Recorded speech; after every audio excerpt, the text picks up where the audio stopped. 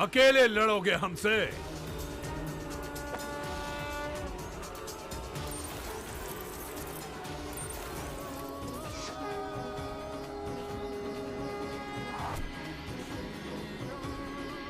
राम को उसकी सुंदर भार्या सीता अत्यंत प्रिय है। हम दशरथ पुत्र राम की भार्या सीता को लंका में महारानी बनाकर लाएंगे।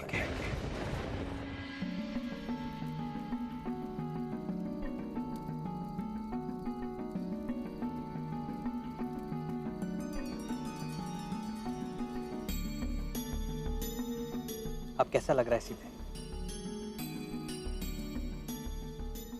पहले से तनाव थोड़ा कम है।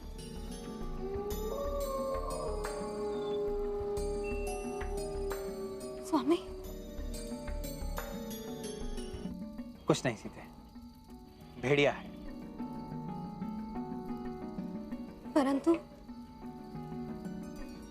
ये संकेत शुभ नहीं है। पता नहीं क्यों हमारा मन कह रहा है कुछ अनुचित होने जा रहा है।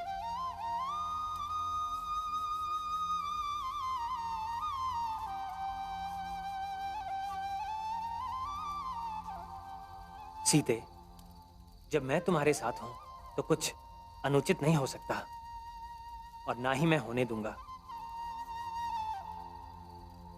चलो, अब बहुत देर हो गई है, तुम बहुत थकी हुई लग रही हो, थोड़ा विश्राम कर लो। आओ।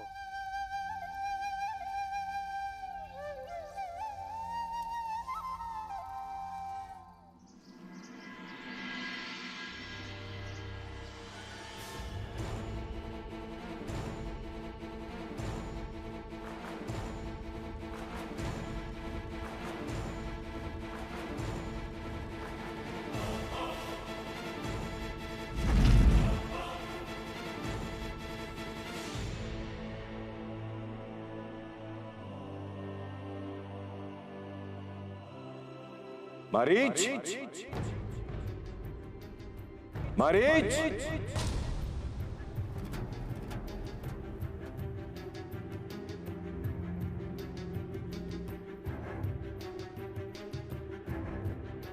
मारीच। लंकेश्वर, आप और यहाँ आपकी लंका में सब कुशल तो है ना? 14 सहस्त्र से भी अधिक राक्षस अपने अस्त्र शस्त्र के साथ युद्ध भूमि में जाकर अकेले राम नाम के एक मानव से जा भिड़े,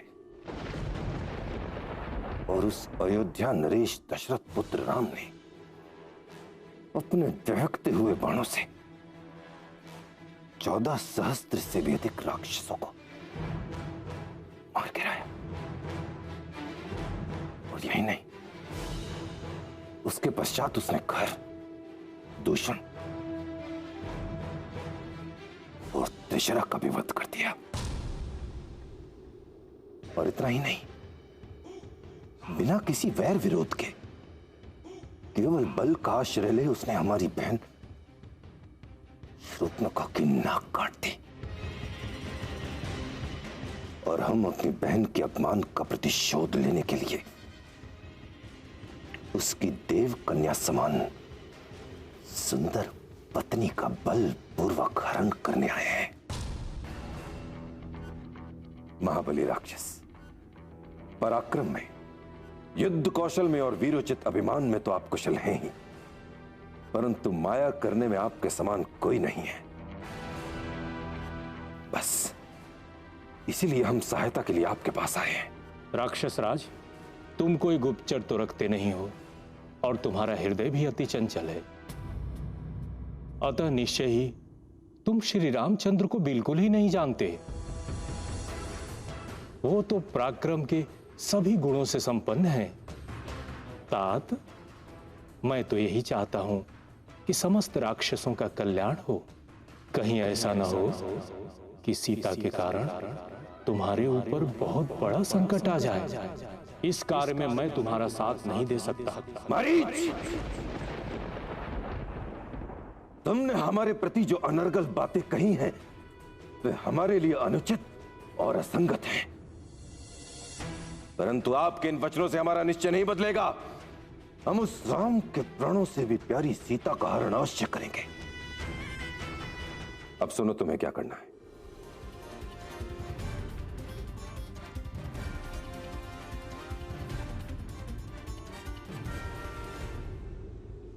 इस प्रकार मैं सहजता से ही सीता का हरण कर लूंगा। यदि तुमने हमारा विरोध किया तो हम तुम्हें अभी मार डालेंगे। जब दोनों ही ओर से मेरे लिए मृत्यु है तो मैं क्यों न श्री राम के हाथों मारा जाऊं।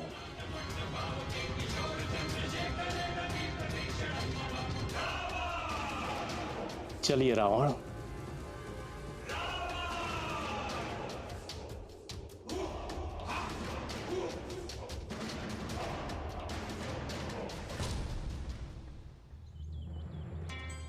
स्वामी,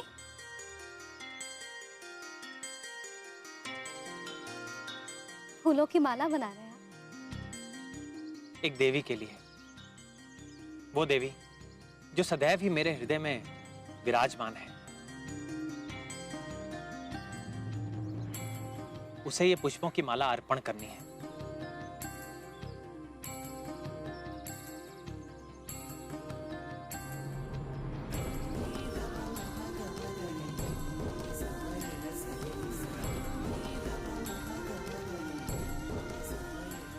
आपकी इस पुष्पमाला से बड़ी दिव्य सुगंध आ रही है। सीते, सुगंध 4 प्रकार की होती है: भक्ति, श्रद्धा, विश्वास और प्रेम। सीते, तुम इसी तरह मुस्कुराती रहा करो, अच्छा लगता है। तुम्हारी इस मुस्कान पर मैं अपना सर्वस्व लुटा सकता हूं।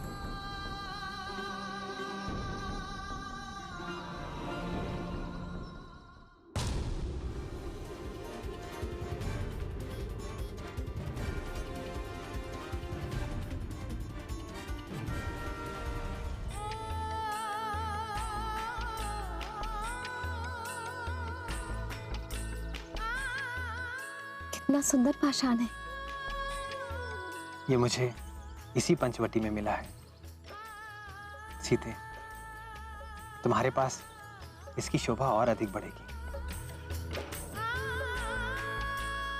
ये पाषाण हमें सदा याद दिलाएगा कि हमारे पति हमसे कितना प्रेम करते हैं।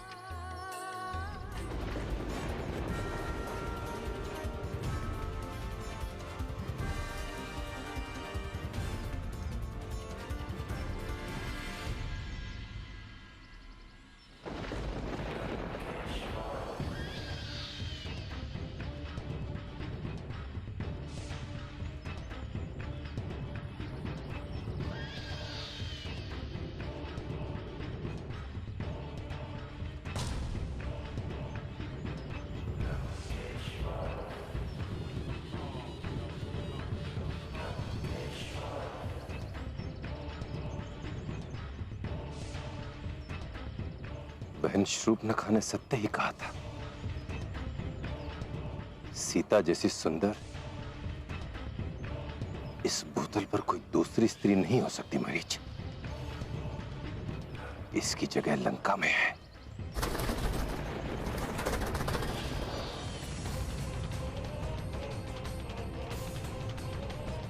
हम समय व्यर्थ नहीं करना चाहते।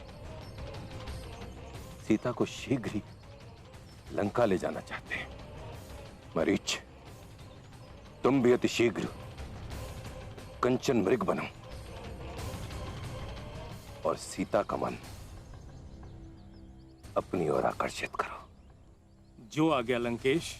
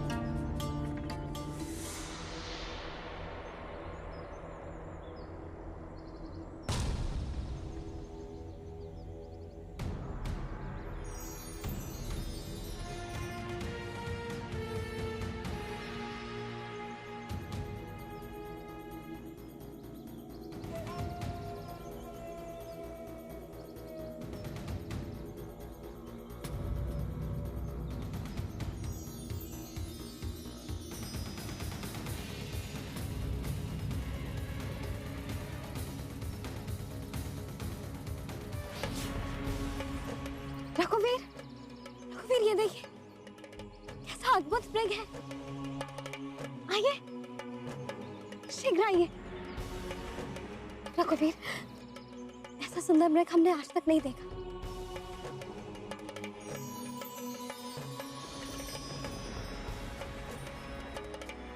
इसे ले आइए,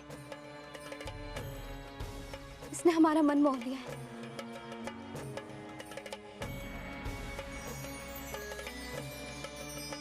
रघुवीर, वो देखिए, वो जा रहा है।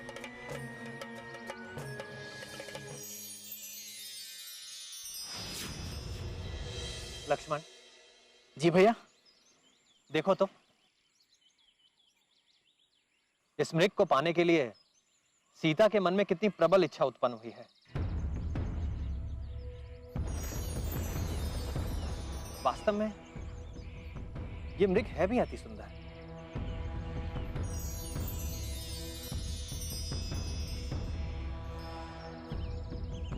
भैया, मुझे लगता है ये मृग के रूप में वो राक्षस मरीच है।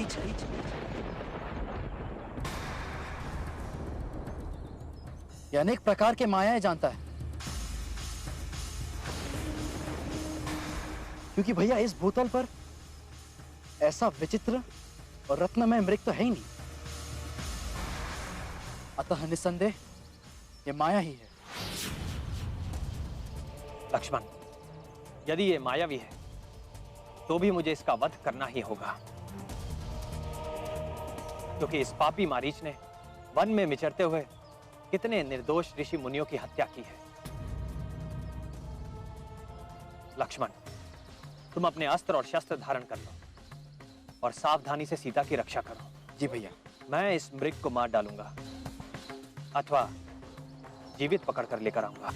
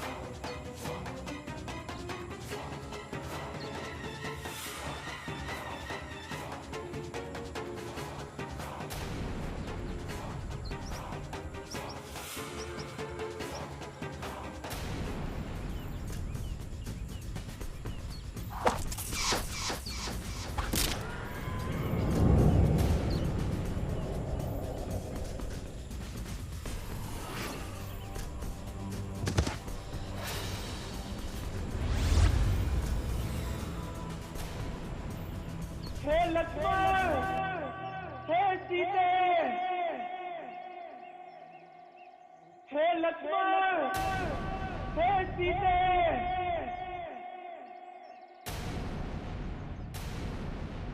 सुना आपने लक्ष्मण भैया? वे आपको और हमें पुकार रहे। कहीं वे किसी संकट में तो नहीं है? आप उनकी सहायता के लिए जाइए। भैया लक्ष्मण, आप जाते क्यों नहीं? क्योंकि भाभी मुझे ज्ञात है कि इस धरती पर ऐसा कोई संकट बना ही नहीं जो मेरे राम भैया को विचलित कर सके। हे लक्ष्मण, हे सीते। सुना आपने? वे पुनः हमें पुकार में कितना दर्द है वे अवश्य आहत हुए। अब व्यर्थ ही घबरा रही हैं। ये भैया की पुकार नहीं है, ये तो कोई माया भी है जो किसी कारणवश हमें भटकाना चाह रहा है।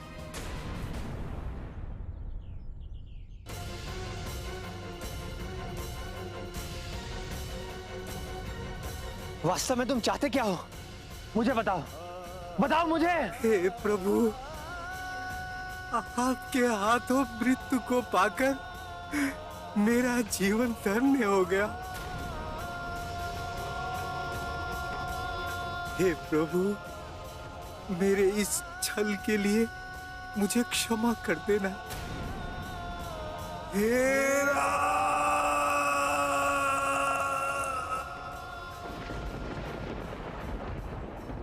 जिसके पति के प्राण संकट में हो वो अधीर कैसे नहीं होगी? भैया लक्ष्मण, आप मित्र रूप में अपने भैया के शत्रु जान पड़ते हैं। इसीलिए आप ये जानते हुए भी कि आपके भैया संकट में हैं, आप उनकी सहायता के लिए जाने को तैयार नहीं हैं। भाभी, जिसकी रक्षा और सेवा के लिए आप यहाँ आए हैं, उनके प्राण संकट में पड़ गए तो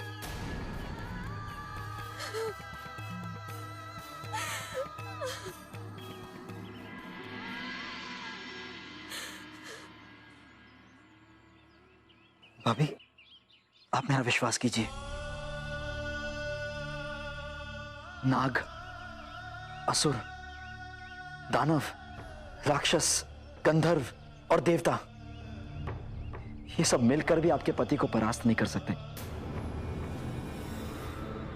भाभी, आप तनिक सोचिए, जो खर और दूषण जैसे भयंकर राक्षसों को पलक झपकते ही मार सकते हैं, और तो और जो बालक रूप में ताड़का जैसी राक्षसी का वध कर सकते हैं, तो भाभी, आज के श्री राम का सामना करने की शक्ति किसमें है?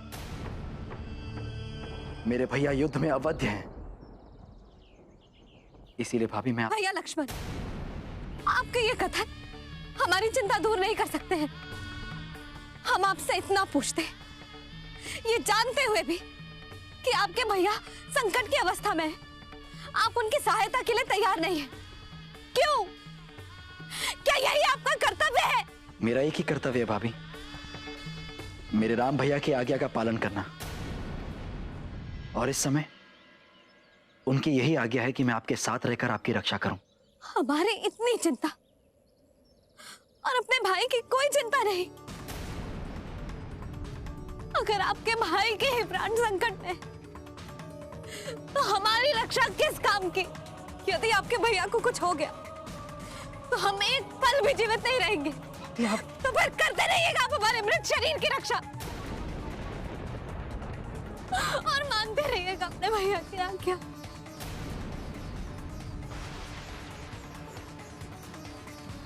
यदि आप नहीं जाना चाहते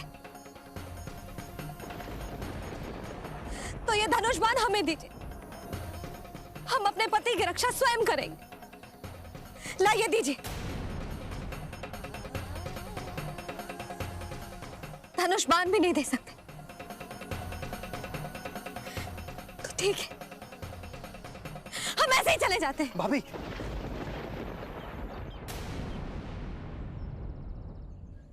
आप समझते क्यों नहीं है? क्यों हट कर रही हैं आप? मैं आपको अकेले नहीं छोड़ सकता, ना इस कुटी में ना उस वन में। यही तो हम आपसे कह रहे हैं कि हम अपने स्वामी के बिना अकेले नहीं रह सकते। या तो आप उनकी सहायता के लिए जाइए अथवा हमें जाने दीजिए।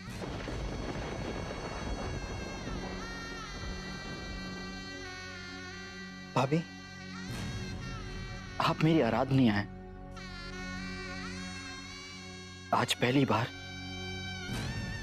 ये लक्ष्मण अपने प्रभु श्री राम की आज्ञा का उल्लंघन करता है।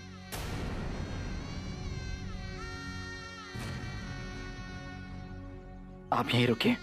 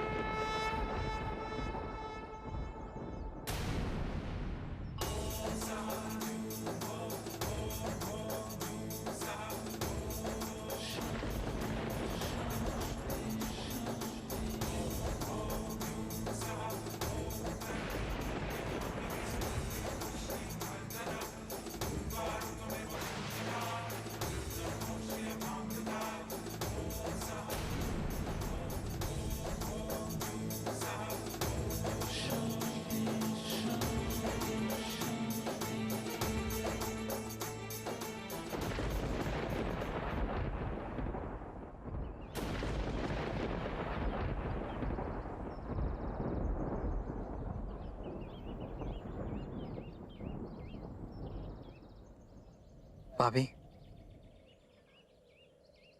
बस आपसे एक ही निवेदन है कि मैं जब तक राम भैया के साथ वापस ना लौटूं, आप इस लक्ष्मण रेखा के भीतर ही रहेंगी। किसी भी स्थिति में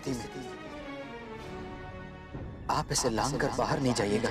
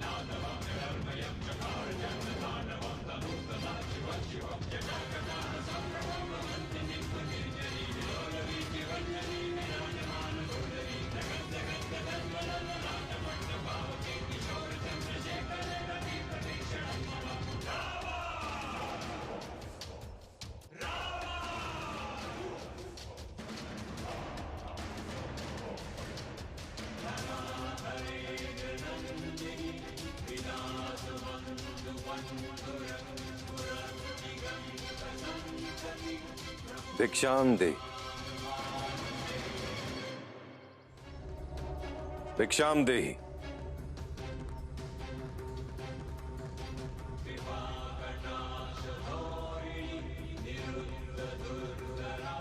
भिक्षाम दे।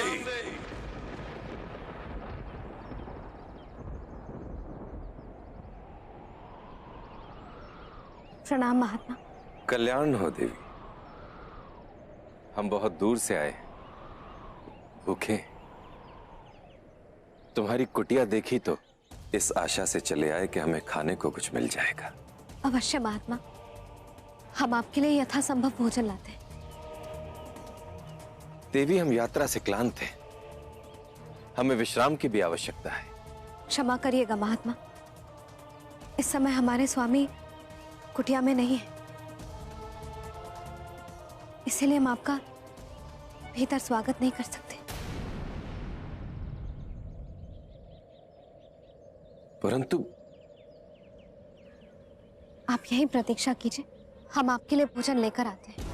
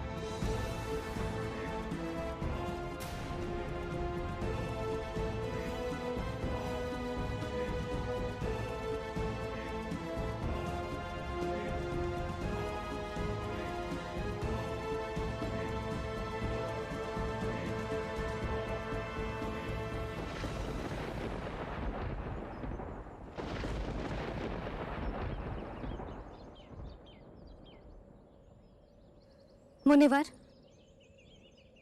हम आपके लिए भोजन लाए, ले लीजिए। ले आओ देवी। भगवान हमें क्षमा करिएगा, हम इस सीमा से बाहर नहीं आ सकते, कृपया आप ही आकर ले जाइए। देवी, तुम कोई आर्य कन्या नहीं लगती। द्वार पर आया अतिथि भगवान का रूप होता है और तुम उसका तिरस्कार कर रही हो। नहीं नहीं महात्मा, हमारा वहां ना आना आपका तिरस्कार करना नहीं है। वास्तव में हमारे देवर हमारी सुरक्षा के लिए ये सीमा खींच कर गए और हमें शपथ देकर गए कि हम इस सुरक्षा की सीमा को लांघकर बाहर ना जाएं। इसीलिए हम बाहर नहीं आ सकते। कृपया हमारी बात का बुरा मत मानिए। बस बहुत हो गया। बार बार तुम हमारा तिरस्कार किए जा रही हो। पहले कुटिया में आने से रोक दिया, अब दूर ही से भोजन दे रही हो जैसे हम कोई पशु पक्षी हो। ठीक है, हम तुम्हारे घर से भूखे ही चले जाते हैं,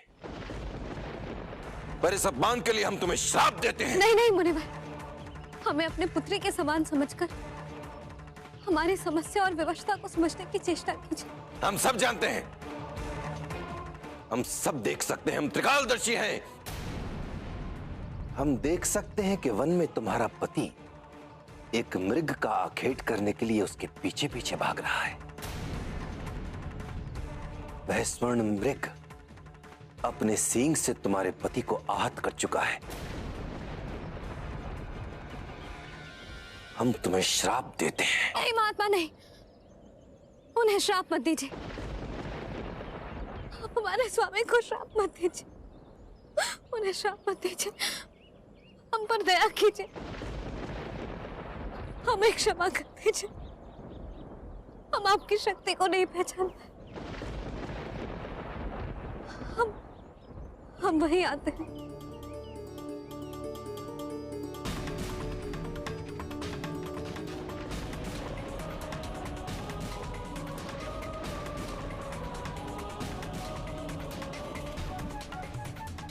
भाभी, बस आपसे एक ही निवेदन है कि मैं जब तक राम भैया के साथ वापस ना लौटूं, आप इस लक्ष्मण रेखा के भीतर ही रहेंगे। किसी भी स्थिति में आप इसे लांघ कर बाहर नहीं जाइएगा।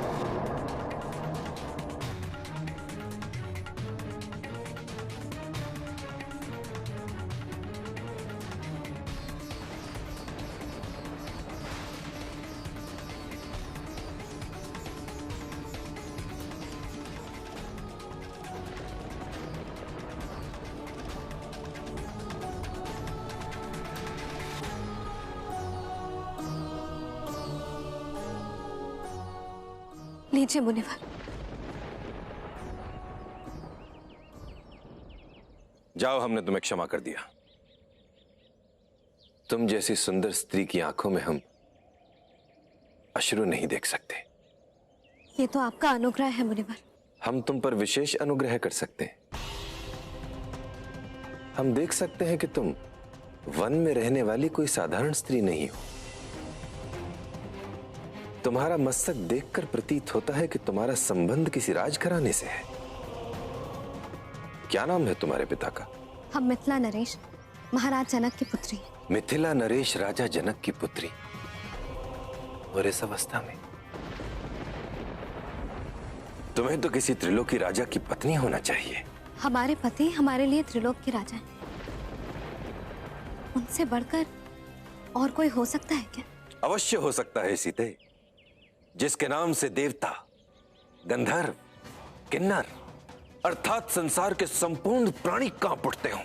सूर्य, चंद्र, नवग्रह जिसकी इच्छा से चलायमान होते हों, ऐसे लंकापति रावण की पत्नी होने। ऐसे पाप तुल्य वचन कहते हुए आपको लज्जा नहीं आती? महात्मा के वेश में दुरात्मा हो तुम। कौन हो तुम? तुम्हारा दास भाई लंकेश्वर।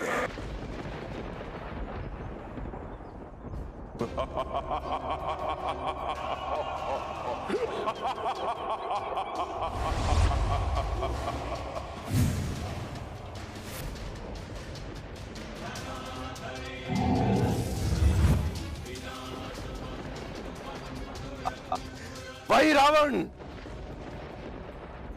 जिसे तुम्हारी कामना ने इतना आतुर कर दिया है कि भिक्षा मांगने तुम्हारे द्वार पर आ पहुंचा है।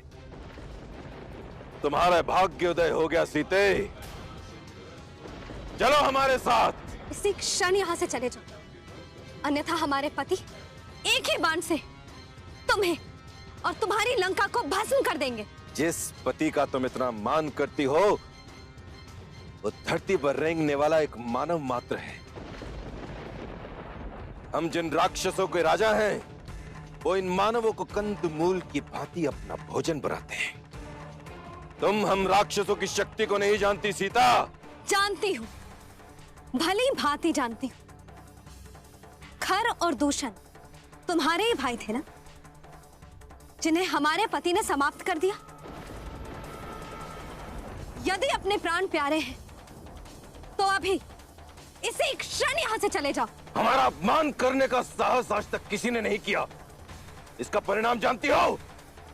और एक पतिव्रता स्त्री की ओर ऐसे कुदृष्टि डालने की मूर्खता भी किसी ने नहीं की। इसका परिणाम तुम जानते हो।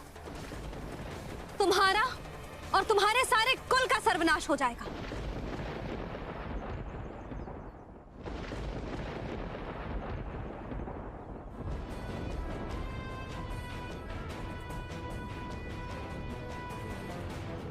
मूर्ख, हट जाओ हमारे सामने से। रेखा के भीतर लौटना चाहती हो?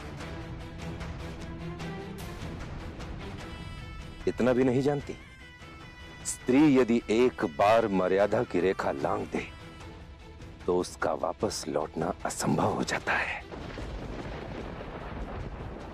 अब तुम्हें रावण के हाथों से कोई नहीं बचा सकता सीता। चलो हमारे साथ।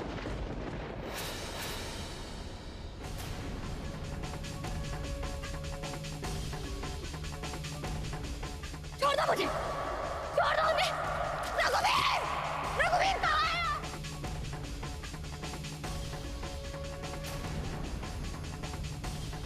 पुकारो और पुकारो। रघुवीर, रघुवीर आइए।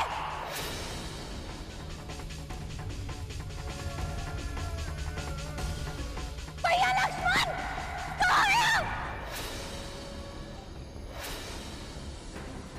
छोड़ दो हमें दुष्ट।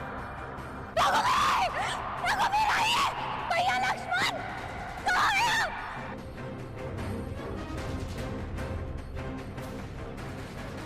रघुवीर आइए।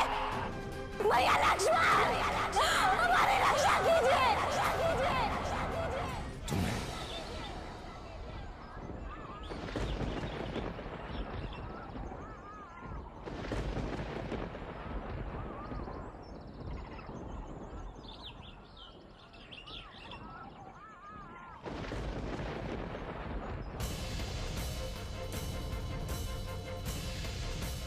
लक्ष्मण, लक्ष्मण, भैया लक्ष्मण, तुम यहाँ? सीता कहाँ है? मैंने तो तुम्हें उसकी रक्षा करने के लिए कहा था, तो तुम उसे अकेला क्यों छोड़ा है लक्ष्मण? भैया मैं लक्ष्मण, तुमने सही कहा था, वो मारीच राक्षसी था। मरते समय उसने मेरी आवाज में तुम्हें और सीता को पुकारा था। यहां जो अपशकुन हो रहा है उससे मेरे मन में संदेह हो रहा है कि सीता कदाचित। लक्ष्मण,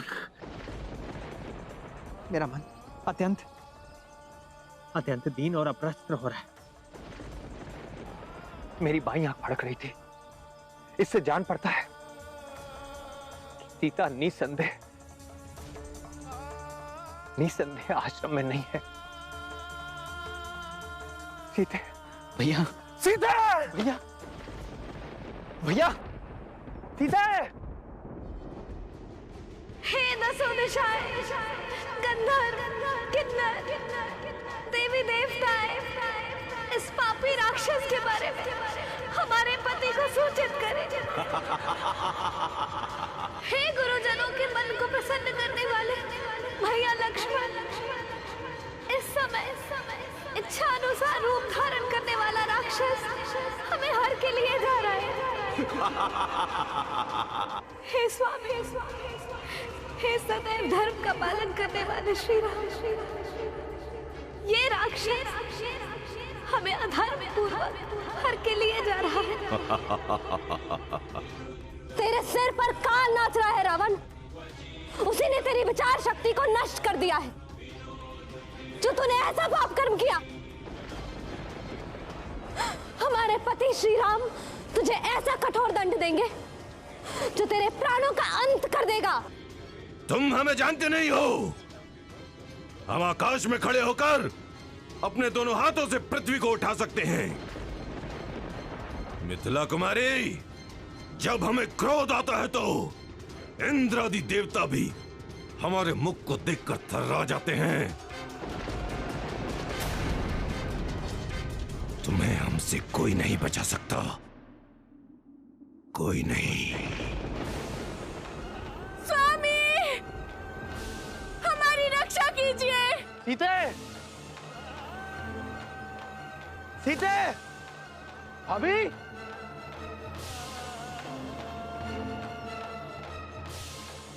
सीते, सीते, सीते, भाभी, सीते, भाभी। सीता यहां कहीं भी नहीं है, कहां गई होगी? भैया मुझे नहीं पता, मैंने तो मंत्र पढ़कर ये रेखा बांधी थी और उनसे विनती भी की थी कि जब तक हम ना लौटे वो रेखा लांघकर कहीं ना जाए। परंतु वो रेखा लांघकर चली गई ना लक्ष्मण।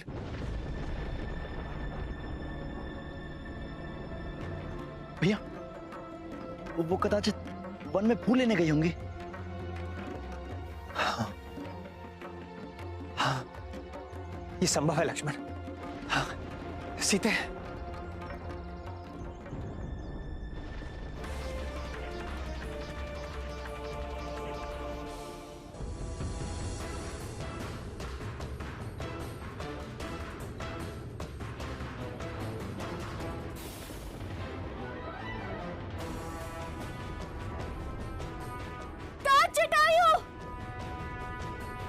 ये पापी राक्षस हमें क्रूरतापूर्वक अनाथ की भांति हर के लिए जा रहा है। आप तत्काल जाकर भैया लक्ष्मण और श्री राम को सूचित करें।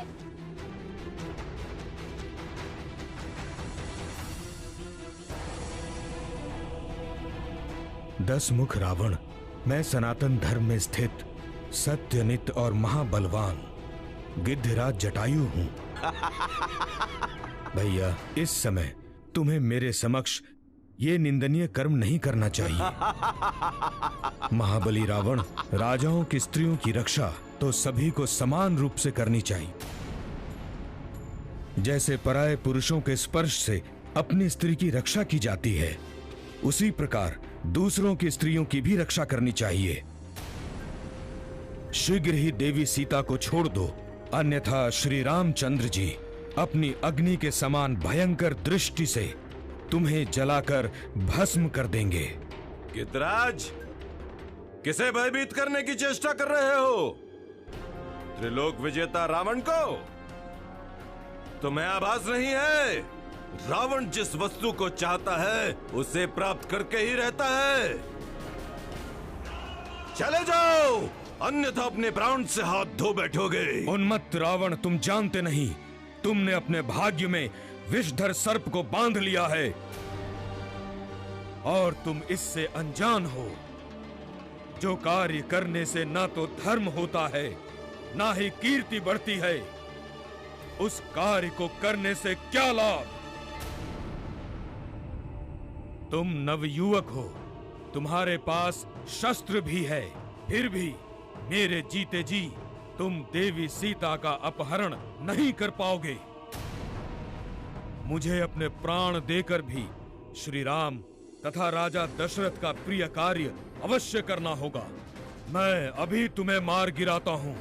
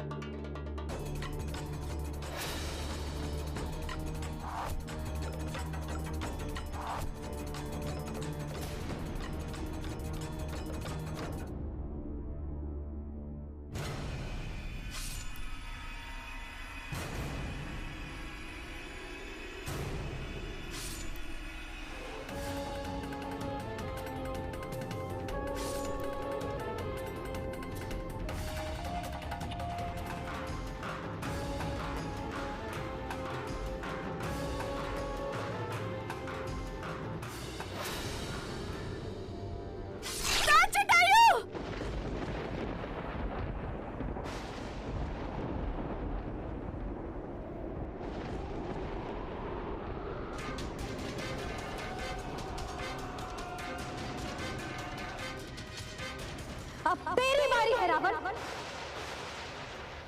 तुझे अपनी इस लंका के वैभव पर अत्यधिक अभिमान है ना? तो जितना हो सके अपने इस ऐश्वर्य का उपभोग कर ले। रावण, मैं तेरी मृत्यु बनकर आ रहा हूं।